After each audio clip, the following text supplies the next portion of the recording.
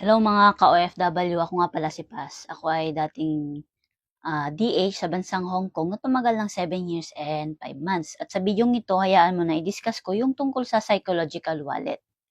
Psychological wallet kasi para sa akin is the more na tumataas yung estado mo sa buhay, the more na tumataas din yung psychological wallet mo. Kung dati meron ka lang 100 pesos, okay na sa'yo yun, enough na yun. Hanggang sa tumataas na, parang nagkakaroon ka ng greed or ng ambisyon na hindi lang ako dapat ng ganito, hindi lang dapat ganito yung psychological wallet na hawak ko or hindi lang hanggang ako dito. Kumbaga tumataas yung pangarap natin. Halimbawa, yung tipo na may 100 pesos ka, hindi na parang enough kasi nga may tumataas na yung psychological wallet mo pag gusto mong bumili ng kung ano, may mga tao kasi na ang standard na halimbawa, kahit gumastos sila ng 100,000, okay lang sa kanila. Maggigimik lang sila, gagastos sila ng 20,000. It's okay sa kanila kasi nga, yung psychological wallet ng tao na is mataas na. So ngayon, ang tanong ko, ikaw kaibigan, nasang psychological wallet ka na ba? Nasaang estado ka na ba sa ngayon? Kapag ba gumagastos ka ng 1,000 pesos a day, masakit sa bulsa mo or okay lang sa'yo? So, yun, doon ka magbabase kung medyo okay-okay na ba yung psychological wallet. Pag okay-okay ka na sa psychological wallet mo, para sa akin, medyo okay na yung pamumuhay mo. Kaya ko to dinidiscuss, itong psychological wallet na to, kapag medyo maganda-ganda na yung estado natin sa buhay, or medyo yung buhay naman natin is medyo mabababa pa, parang tinuturo sa atin ng isang psychological wallet na mas mangarap. So, ibig sabihin, kapag mas nangarap ka, mas kikilos ka. At kapag mas kikilos ka, may tendency na yung status mo sa buhay is mas tataas na. Kung dati-dati na-afford mo lang is around 150 pesos sa buong maghapon, and then kapag tinaasan mo kasi yung psychological wallet mo, may tendency na mag times 3 or times 5 yung pera mo. Bakit? Kasi gigil ka eh. Kumbaga tumataas yung sinasabi mo na sa sarili mo na hindi na enough sa akin yung ganitong halaga. Gusto ko yung ganitong halaga. Gusto ko kumita ako ng 1,000 every day or more than pa dyan. Pero, syempre, hindi mo naman yung kikitain kung hindi mo sasamahan ang kilos. Kumbaga, itong psychological wallet is para siyang nagre-represent din kung paano ka kumilos or kung paano ka manggigil or kung paano ka mag-hustle para sa pamumuhay mo. Para yung gusto mong pamumuhay, makuha mo. Kasi kung hanggang ang psychological wallet mo is mababa lang, ibig sabihin, wala kang panggigigil sa buhay, hindi ka gigil na para umasenso. Unlike kapag nanggigigil ka, yung psychological wallet mo kasi tumataas yan. So, I hope medyo sa explanation ko na to, medyo okay-okay siya, hindi kayo naguluhan. Hindi ko matumbok yung tamang isang saktong word. Kailangan ko talagang i-explain kung ano yung psychological wallet.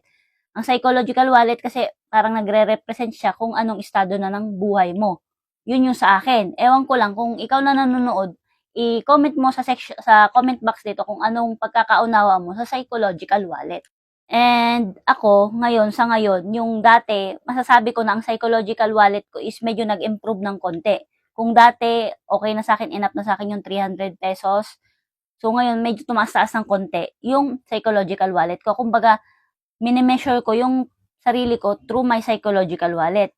Doon kasi natin binabase minsan yung aspeto or stage na kung nasaan na tayo sa buhay natin. Pero sa video ito, hindi ko minamasama kung ang psychological wallet mo palang is ganyan. Pero as long as may pangarap ka, gusto mong mangarap ng malaki, unti-unti, slowly, makukuha mo din yan. Basta ang importante, ikaw na nanonood dito, alam mo sa sarili mo na kung ngayon, ito lang yung psychological wallet mo, gusto mong lumaki yung psychological wallet mo, walang masama dyan. Kasi hanggat may pangarap, may pag-asa.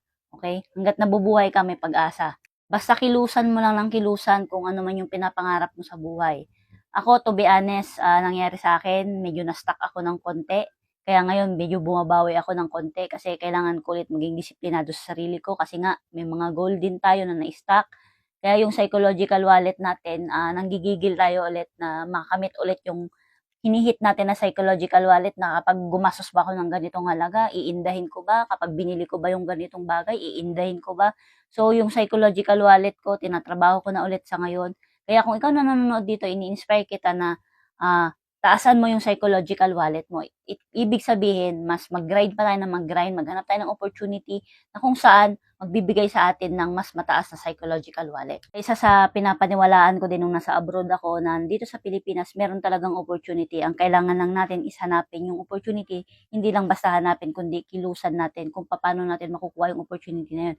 Try and try lang hanggang matumbok natin, walang masama kung mag-fail tayo. Ang mahalaga, nagtutuloy-tuloy pa rin tayo. magpapahinga pero hindi hinto. Ang iiwanan ko sa'yo sa ngayon, let go and let God.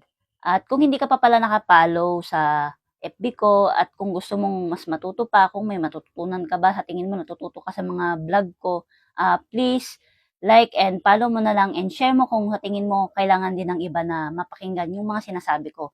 So, yun lang. Salamat.